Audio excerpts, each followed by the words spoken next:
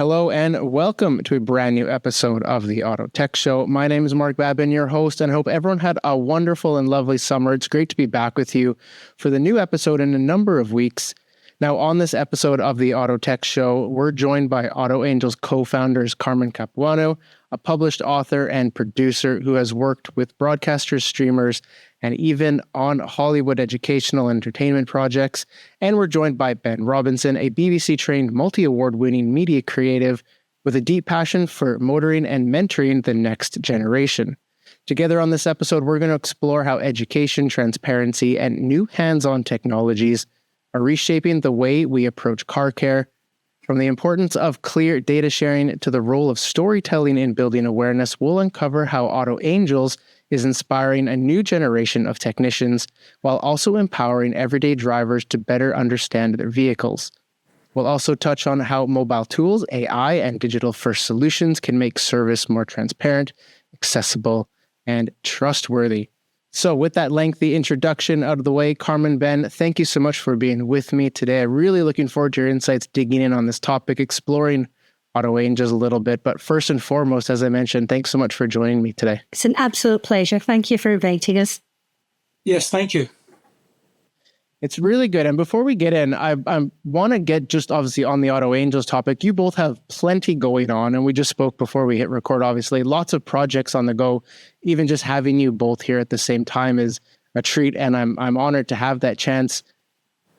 Just before we get into like the technicals of this conversation, why AutoAngels? Why now? So I think, the time is absolutely right. We're living in a world where things are getting harder and tougher, money's tighter, people are stressed out. And what Ben and I both wanted to do, apart from the educational aspect of it, was actually help people. We wanted to provide something that was a platform where we could just help the average person who really needed that help. So apart from coming at it from an educational perspective and also from the garage maintenance side of it, that was what we wanted to do. We wanted to be altruistic and just generally help people. I think one of the phrases that came to mind when we first started this dialogue with a couple of the mechanics that we've been working with is garage anxiety. And that's something a lot of people have felt going to a large dealership or even to a small independent garage. That sense of, do I trust this person? Is what they're telling me really good information? And am I going to get ripped off? And that garage anxiety, cross-gender, men, women, everybody feels it. And what we're trying to do is, through soft skills, through narrative storytelling, actually trying to alleviate some of that garage anxiety and allow people to think, so that's how this works, or that's why the technician has said what they've said. So we're doing that through stealth, really. Education through stealth is a phrase that you'll hear me use a lot in the next hour. I like the idea. I like the concept. It has a very good visual aspect to it. Right now, obviously, with so much going on, cars are getting more technical. We're having a new generation of vehicle ownership come in where it's maybe more like owning a smartphone than it is a car. Does that then add to that anxiety you feel, Ben? Actually, it lessens the anxiety. But what it does do, it glosses over the surface of knowledge. It sounds a very complicated way of saying things, but you don't need to know how your smartphone works to swipe right or swipe left. It's not a life-threatening device. But if your ABS light comes on in your car, and if you guys ignore that, it doesn't matter. Your brakes could fail and you could end up in a crash. So the understanding of some of the key principles of how cars work actually, I think, should be the foundation of everybody that gets behind the wheel. But unfortunately, with manufacturers now bringing out so many safety aids and so many things that let the car operate for you and on your behalf, you are having to forget or not even consider what's happening around you. Can I give you one quick, simple analogy? But I'm old enough to have been brought up in a generation where you had a map and you traced your route and you knew where you were heading. Millennials and the younger generation, Gen Zs, Gen Xs, whatever gen you want to call, now rely so much on that little box in the corner that shows them where they're going. They're actually not exercising their own internal geo-mapping brain that we all have as human beings. So I think there's an example of somebody who will get in the car, just hit a button and just follow what the car tells it to do without thinking, actually, the sun's over there. I should be heading north. So why am I heading south? Have I put the right postcode in? Have I put the right zip number in? Am I going in zip code in? Am I going the right direction? So that's what I'm talking about. Yeah, it makes a lot of sense. And I think it's a nice sort of opener to the conversation, because I think we want to get into a lot of that, like assistance and the relationship between the service side, the vehicles, the consumer, the educators as well. So I think that's a really nice sort of bridge into what we want to get into. Carmen, I want to come to you on this first question. Obviously, you have a very deep history in storytelling, in creative media. How does that influence the shift in perception when we look at what is traditionally intimidating, full of anxiety, or confusing when we look at vehicle servicing? I think because we're approaching it from a very humanistic point of view. So on the show, we focus on much of the human narrative and the person who owns the car as much as we do the technical aspects of it. So it's as much their story as it is the cars. And I think in doing that, it kind of gets around, Ben alluded to garage anxiety. It kind of gets around that in the way because people view it and they see this ordinary, normal person with this problem, and the problem being the car and then the car's own problems. And I think through that, they kind of realize that actually, we're not so different. Cars have changed so dramatically. Historically, they used to be, obviously, there was a difference. We're talking many years ago. Cars used to be owned by men more than women. That's changed a lot in the last few decades. But historically, men used to be tinkering in garages and in sheds on cars. And you don't see that so much nowadays. And I think it's because it's seen to be less accessible because technology has moved on so far that people are kind of frightened now to deal with anything, to do with a car. There's that fear of, well, I could actually make it much worse or I could make it dangerous. And they're right, they could. So it is about educating people. And that's what we're trying to do in a very simplistic and low-level fashion, but through the human interest narrative. So we're harnessing them that way and then showing them that actually this is accessible still to them and it is relevant still to them and they can still do these, minor repairs. We're not talking about changing an engine. We're talking about smaller things, but that are still, the people would still be able to do for themselves.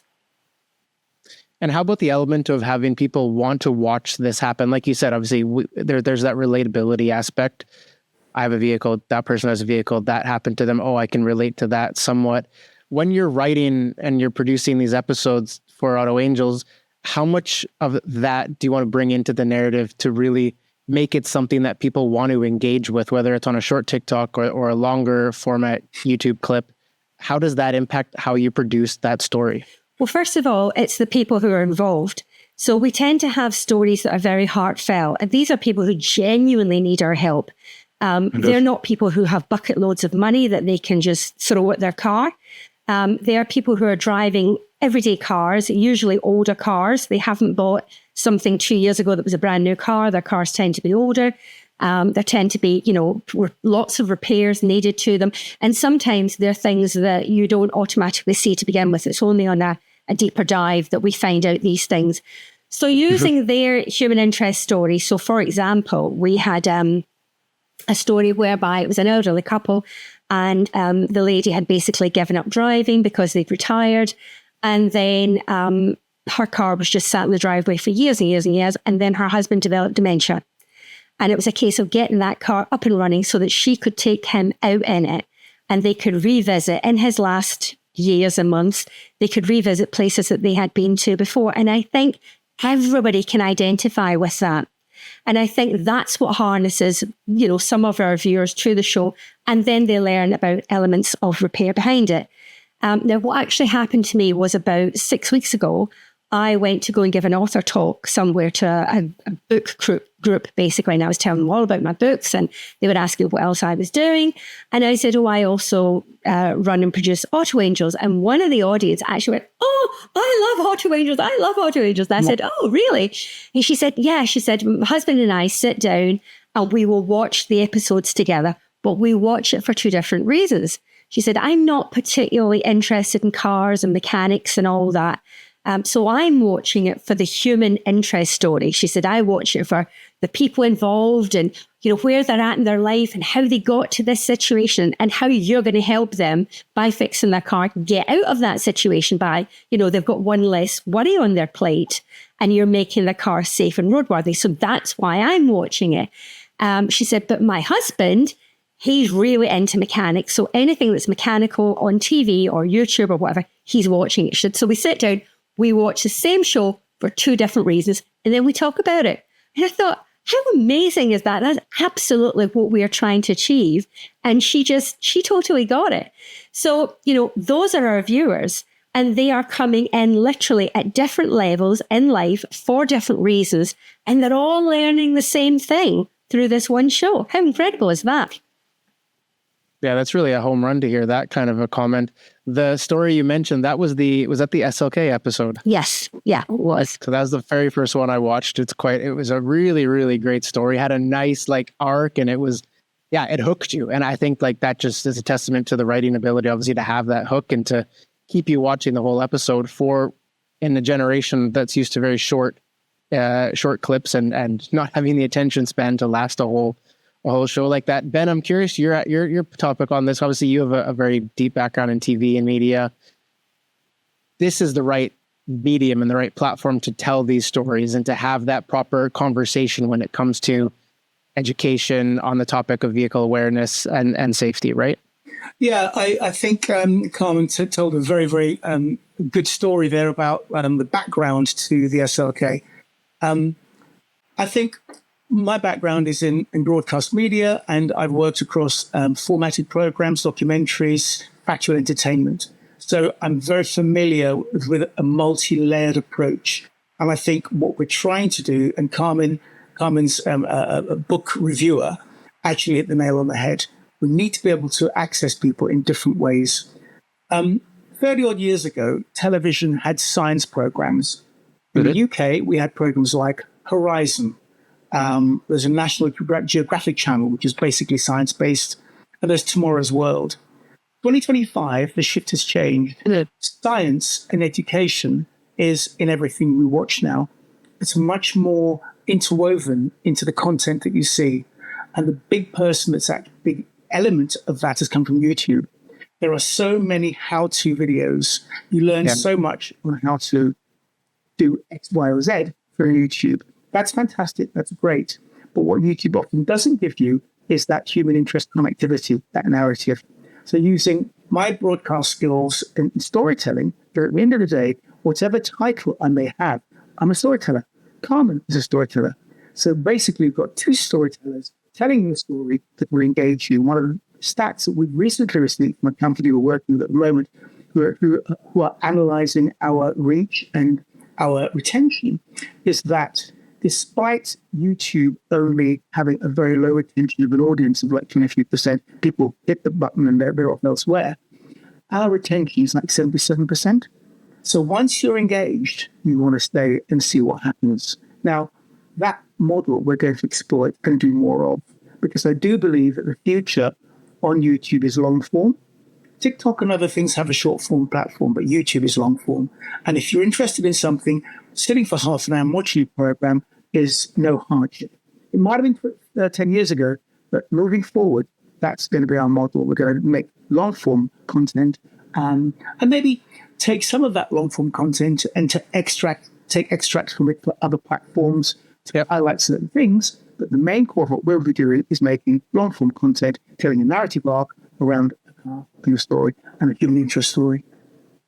And I think that's really relevant too. And I think you'll catch different pieces of audience members in different generations based on that as well. Exactly. I fell across your channel while we have a TikTok for this podcast, obviously, and I was just scrolling through and the algorithm fed me some of your content. I watched some clips. I was hooked. I went to YouTube, watched a full episode. So that was my journey to discovering how you do it. Now I'm perhaps a little biased coming from a media and then the generation that I'm part of, but it's good to know that there's sort of a larger plan at play when we talk about these different platforms. And you're right. I think with these storytelling elements, there's a lot on YouTube where people will sit down and consume long format content if it's an engaging story, if all the elements play. And I guess that's where both of your expertise sort of comes to play. as the first pieces have come out, I know you've shot sort of a limited number so far. How are you seeing that plan unfold? Are you seeing what you've expected? Are you learning things along the way that you know you have to change for future episodes or stories? Can I ask this, Carmen? I think for me, if I can be totally honest, it's been a bit of a wake-up call, because I come from a background in broadcast where you make your programs, you pitch your idea, you complete the project, you deliver it, and that's it. Now, that is like you sprint to the finish and you deliver. But online is a totally different beast. Yeah. You know, it's like sprinting the first mile of a marathon. Being online, it's a marathon. It takes time to develop. It takes time to pivot. We might find that 6 months down the line, we slightly tweak or change what we're doing, depending on what the audience feeds back to us. So we're giving out, but we're also watching, listening, and getting feedback from our audience to see how best we can shape the future content that we produce. And I guess from what you're doing, just sorry on that point, and maybe Carmen, this is maybe for you as well, managing expectations from those behind the project with tech partners that come in that maybe have certain expectations on reach and on influence and engagement.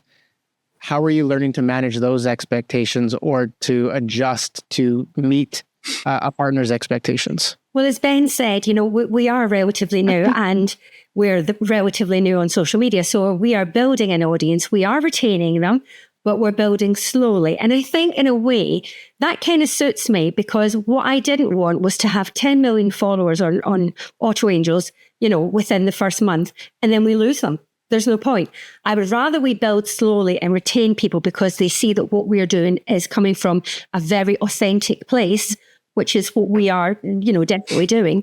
We've spoken to various people who are interested in sponsoring us, understand that. And they understand that it's the authenticity at the core that we're offering. And that takes time. You know, we are not rushing through stories. We are not doing anything artificial. We could, for example, you know, mock up a scenario and say, here's a car, here's some people. These people have got this problem with their, you know, I don't know, exhaust or carburetor or whatever. We're not doing that. These are genuine stories with genuine people. We are unscripted. So in the sense that, you know, we all watch a lot of reality TV nowadays, and you kind of think, oh, you know, I don't know what you've got over there, but we have things like Housewives of Chelsea and, you know, Love Island and all of these things. And they're all unscripted, but actually they're scripted. You know, these people are rehearsed, told what to say. You know, they look at it and they go, oh, the audience will think this, let's tweak it. We don't do that. What you are seeing when we interview our people who have the cars, our car owners, that is their story, and it's told to you in the raw. Is totally authentic, you know, and likewise, I think it's because of that we are, our audience, you know, we've got everybody watching. We have people watching, as I said to you before, for the narrative, and we have people watching for the technical aspect. But the biggest thing that we've got, and this is what we are saying to the people who are interested in sponsoring us, is we have a large proportion of women watching because of this human interest narrative primarily. And what we're trying to do, and what we've been trying to do from the off, is bring mechanics and auto learning basically to a wider recognition. You know, there's a lot of male mechanics out there, and there are female mechanics, but the proportion is skewed. There's not as many. There's nowhere near as many females in the trade across the board. And whether that's car saleswomen or mechanics or detailers or whatever, there just aren't as many women. And so in showing, being authentic and showing this and showing that we have a female mechanic, we have a female producer. I mean, obviously Ben is also producing and he directs, but actually Ben is our only male in the team. Everybody else is a female so far. And that may change over time, but right now, you know, it's very female focused. And so having all of that, we are pushing towards having women see us as them also being capable of taking up these jobs and these roles. So I think we are on the right track for that. And our sponsors are very aware that what we're also trying to do is drive women into, sorry for the pun, but drive women into the automotive trade in some shape or form. A part of what our core values, as Carmen rightly alluded to, is authenticity. honesty and being truthful about how we present ourselves. But underpinning all that is to try and increase awareness of the misrepresentation in the automotive trade, and to try and encourage more diverse people and more female, diversity in gender, to see the automotive industry as a career of choice. And one way one can do that is by leading by example and by showing women doing things in a positive light. So nowhere will you ever see on any of our literature, this is a channel purely for women, because it's not. The title is AutoAngels and it's driven by women. So we're showing rather than talking about it.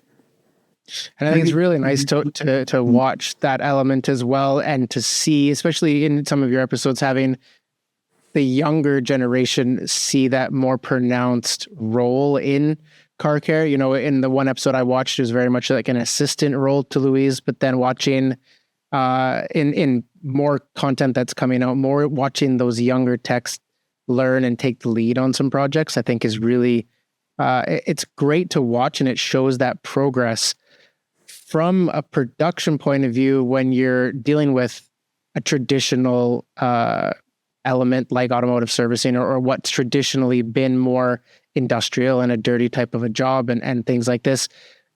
You have to represent the modern garage and what a modern tech space looks like in a garage. It's much more like a white lab coat type of profession now than perhaps it was 10 years ago.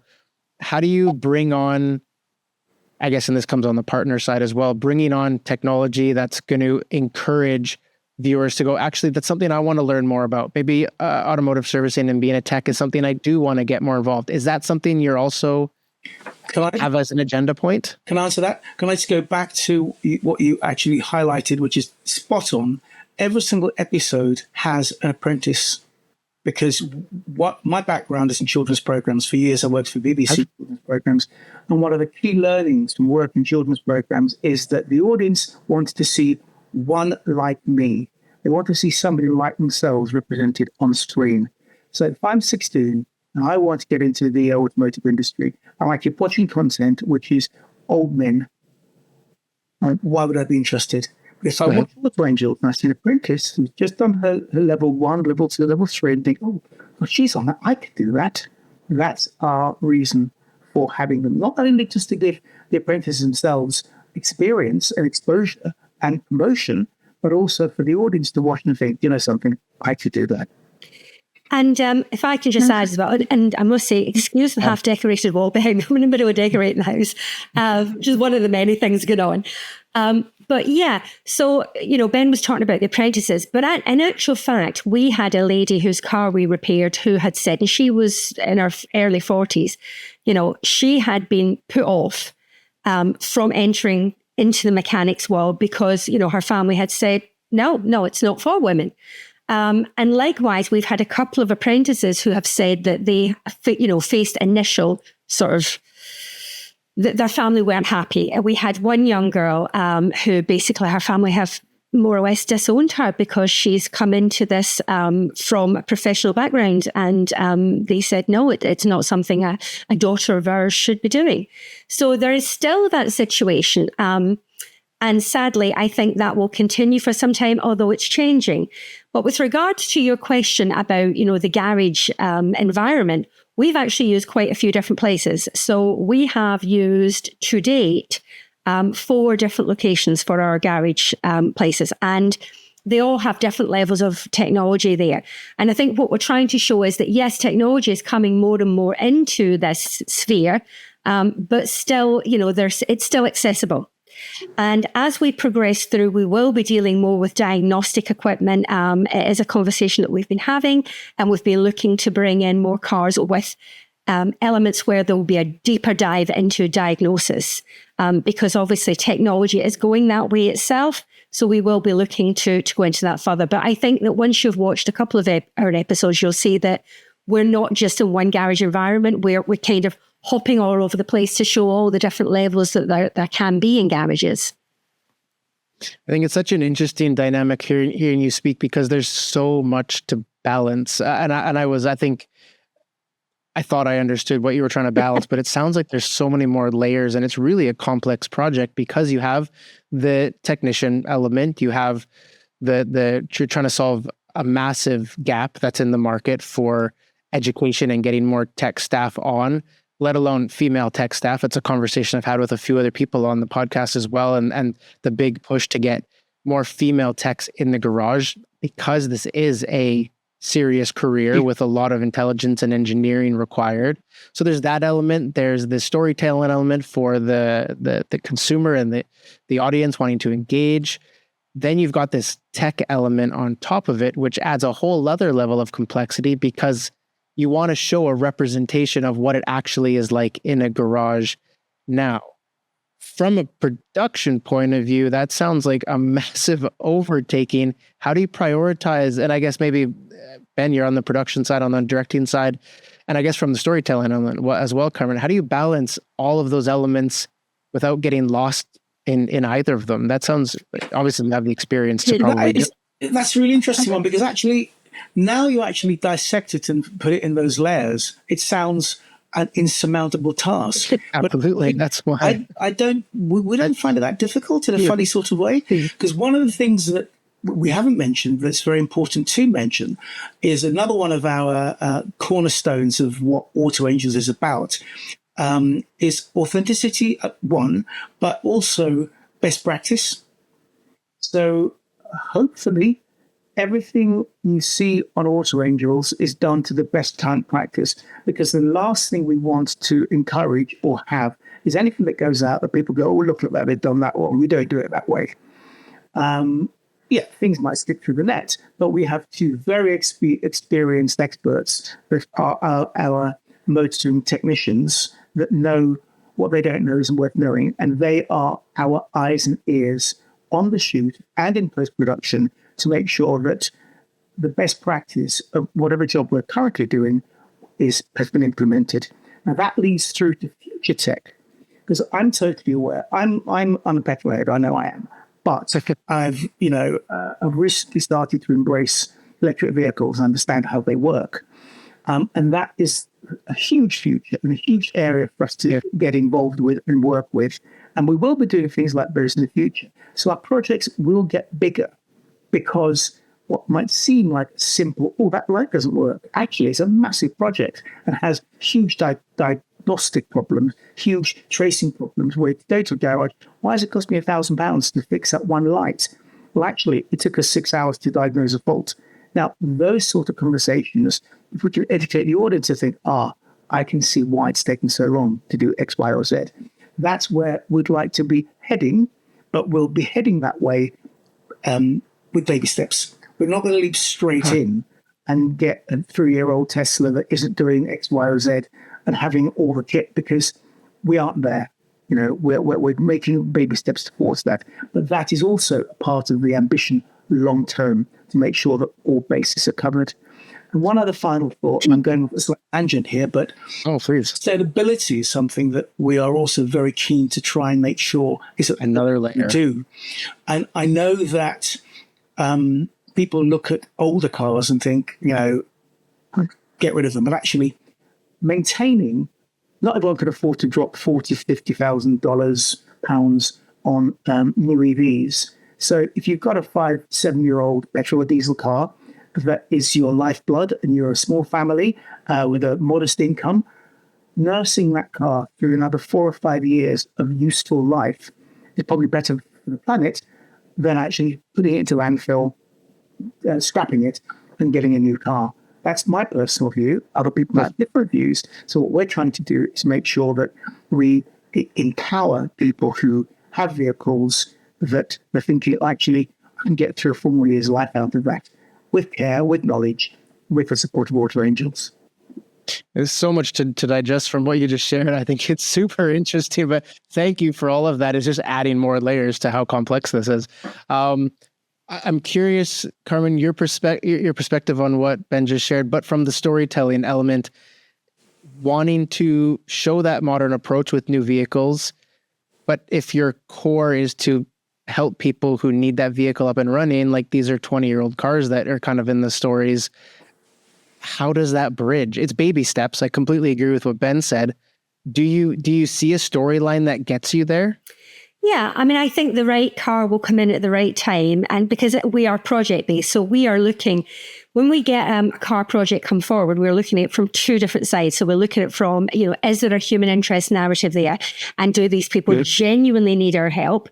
Because in all honesty, we've had car projects come in and people have said, oh, I need your help. I want to do up this car and just sell it. I've got another 6 on my driveway that I need to do, and they are obviously, they're just trading cars, aren't they? That's not what we're about. So it's about finding that human interest story that is also tied to a car that has an interesting problem that we can help them resolve, that might take a whole day in a garage to diagnose it, and that's going to cost them a fortune, and therefore they can't do it. Or they've already had some diagnosis done and they've had some work, like in the SLK scenario where they were told, oh, it's the fuel pump. And they've had that rectified, and actually that wasn't the problem. And so the problem still exists. So I think the project will come in that will necessarily make that bridge. And I think that's an organic thing. I don't think it's something we can push. I think it will come in its own time and we will then make that leap. And I tell you what is interesting is that the conversations we've had with our apprentices have been really illuminating.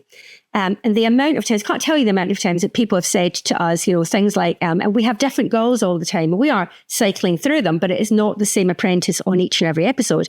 But they will always say, oh, we looked at kind of something a little bit like this in college, but it's so different doing it with you because we now know the story of the person who owns this car, and we know how important this car is to them to get the kids to school, take the husband on these visits, to do whatever it is that they need to do in their lives, and how central their car is to them. And it has given them a whole different perspective on mechanics. And I think too, they realize that you can look at something from a theoretical and a learning point of view, and you can learn it, and you can then take that knowledge and apply it. It is a whole different ballgame when you're applying it for a human purpose. When you're looking at it and going, I need to fix this because this woman needs this car or this man needs this car to do that in their life. And we've got to get it right for them. And it's not just about fixing it or fixing it within time constraints or within a monetary constraint, but fixing it in the awareness that actually this is a real human who's going to get behind that steering wheel and is going to drive that car on a road, on a motorway, and is going to take their life in their hands because essentially a car's a tin can, isn't it? That's what it is. It's a bit of metal with some engineering inside and wheels. And if we don't get it right, and if mechanics in general don't get it right, then we are failing those people in a very, very real life scenario. So I think what we are doing is we are adding a dimension to it. They're not in a garage. They're not going, we need to get this car fixed by 5 p.m. so we can get it back to the customer and charge them £250. We are saying this is done to absolute best practice because this is a game changer here. And we are doing this the right way for these people. And don't get me wrong, there are a billion car garages out there that are totally trustworthy. And then there's the odd few that aren't. So we are illuminating everything in the best possible way we can, putting a human face on it and saying, this is not like fixing your TV. This is a car. This is a vehicle. It's really important to get it right and to do it the absolute best way possible because human lives are at stake. And one thing we're not doing, and I want to make this very, very clear, we're not dissing any independent garage or anybody out there who are in the same space. We're here to augment and support and help. And I think, was it #mechanic you had on recently? Talking about, him as an independent garage, people by people. And people go to him because they trust him. They trust his garage, they trust his mechanics. And what we're trying to say is actually find that person out there who you trust and who you believe will do the best by you. So no way are we saying, oh, we're doing this because this garage did it badly, we're going to do it better. No, that's not our approach at all. And the whole point of us doing what we're doing is that we are empowering the average person. They can then go to a garage who they trust and they can have that conversation about brakes or exhausts or fluids or, whatever, because they will have gleaned that little bit of knowledge that will enable them to have a conversation that should then root out the good garages from the bad. And that's what we're trying to do. We're just trying to empower people to make good choices to get things done correctly and for everything to be, as safe as it can be and above board and transparent. Because, again, going back to my phrase, learning by stealth, if you go back to Carmen's comment about that lady, she might be watching for human interest story, but along the way, I'm sure she's picking stuff up. So she goes into the garage and you say, well, your front brake pads need changing, love. She might say, well, are the discs okay? You're going to change them as well. That little bit of information will actually make the mechanic think, oh, yeah, okay, well, we'll have a look and just double check that the discs are fine as well. So it's those sorts of little bits of knowledge which one absorbs as human beings that you don't even realize you're absorbing, that we're trying to get across at all levels. I think that's a really interesting point you brought up. And perhaps probably the last topic we can just address on that is, how much responsibility do you feel producing and writing these stories and finding these projects with the way that the car is serviced, the tools that are used, the modern approaches that are done to diagnose a vehicle, to show data about that vehicle so that the consumer understands this is not a brake pad issue, this is a this issue, and here's the data to prove it. How much ownership do you feel to shine a spotlight on those specific educational moments so that the audience member does go and absorb that? And when they go to the garage and they get that comment that you need 4 new tires, they can go prove it and kind of like bring up that point. How much responsibility do you feel to educate that side of the audience? I think we have a huge responsibility to do that there. And I think the fact that the people who have already teamed up with us and who are already supporting us and who are world brand names in their own right shows that. And they also have, they have, for example, we are supported by LKQ, Euro Car Parts. Not sure if they have a reach in where you are, but they are huge here and they are a global company. Yep. And they have their own educational sector, so they train their own mechanics. And they have teamed up with us, and they are very visibly supporting us to show that actually what we're doing is transparent and that we are doing all of that. But I think, we haven't taken on anything that has been like a huge overhaul on a car. They have all been things where it's needed this, and this done, and then a general service, and it might have needed a new tire or 2 new tires or whatever. And we've dealt with all of those things. But I think that what we have done across the board is shown that we have fully looked at the car, each and every project car, and diagnosed it and dealt with all its issues. Because I think it would be pointless for us and very bad practice for us to, for example, look at a car and say, okay, it has a major problem with this, but we're going to ignore that because it won't make good TV, and we're just going to deal with this aspect of it. What we've done is we've diagnosed the entirety of the car, and we've said it's this, and we have done all of those things. And I think that's super important from the position that we're in. And I think this leads back into the educational side of it. Now, if I can use an analogy that's nothing to do with cars, but it would be like having a sore elbow, let's just say, for talk's sake, and you've also got a sore throat, and you go to the doctors and you say to the doctor, I've got a sore throat. And the doctor goes, oh, right, looks at your throat and goes, oh, you've got this, that, next thing, and go away, take these tablets and you'll be better. Now, what we're trying to do in a car scenario is to say, there are times when that sore throat is connected to that sore elbow. So when you go along and to your garage or to your mechanic, then you say, the car has got this, and actually, this might be nothing to do with it. This might just be a coincidence, but it's also got this other issue. Because had you gone to the doctor and said, I've got a sore throat and I've got a sore elbow, and he'd said, oh, that's such and such syndrome, you would have a totally different diagnosis. So what we're saying is we are looking at the whole scenario and saying to people, consider your car as a whole. It may well be that this thing is not connected to that thing, but in, our educational scenario, always mention it because those two might be related. That might give you a totally different diagnosis. And that's what we're trying to get across on the show as well. So we're looking at the entirety of a project car. Can I add something to that? Please.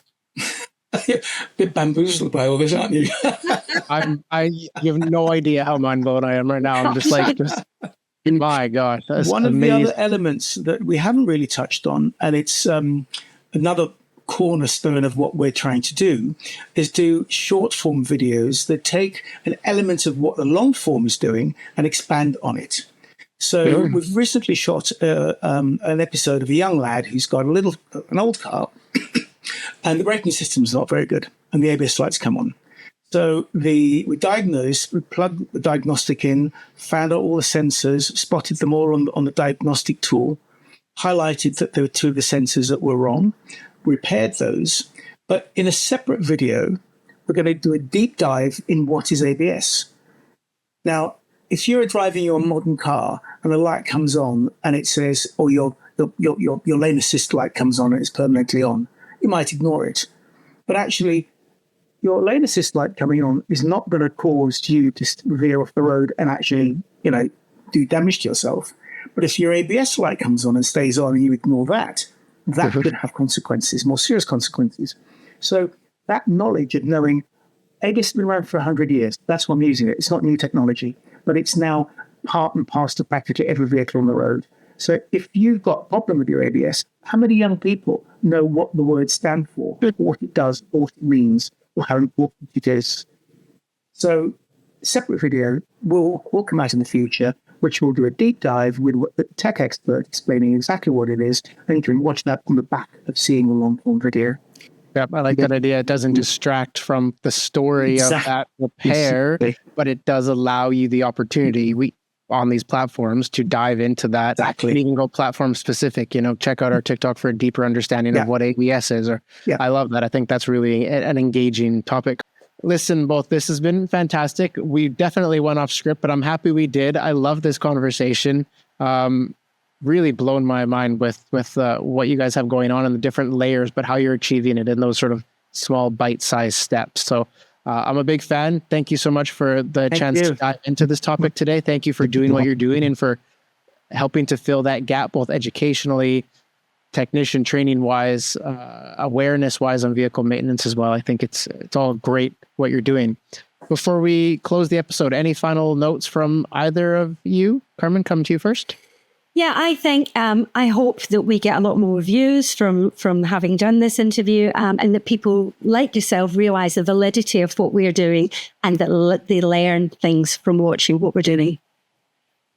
And I'd like to add that a part of what we're doing is all around inclusion and being inclusive and having other people join us. So as far as training is concerned and getting people into the industry, we're aligning ourselves with training providers and other people who provide courses, because we're not going to reinvent the wheel and say, look, this is how you get to your level 1, 2, and 3 and get qualified.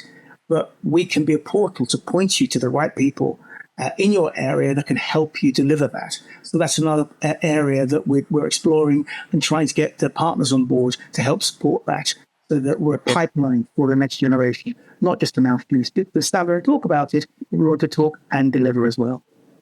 Yeah, and it touches on that collaborative element again that you really want to encourage, and especially in the automotive space, having multiple people from different sides of the industry, whether you're tech providers, technicians, educators, storytellers like yourselves, all coming together to sort of move that needle forward and climb that mountain mutually, I think is a really nice final note there. Again, listen, thank you so much for this conversation. Thank you for both of your times today. I know this is a treat, and I certainly don't take it for granted, and really appreciate the talk today. So again, thank you both. Thank you. Thank you. And to everyone watching and listening to this episode of the Auto Tech Show, wow, what a show. Thank you so much for joining me. If you have questions or comments about what you heard today, or you want to get involved in what AutoAngels is doing, head down to the podcast notes. There'll be some resources and links to check out there, as well as links for LinkedIn and various other communication channels you can get in touch with any or all of us. That'll be down in the podcast notes. So with that, we'll bring this episode to a close. Great to have all of you back. We have a new episode coming soon. But for now, wishing you all a great day in the world, wherever you may be. And I'll see you soon for another episode of the Auto Tech Show.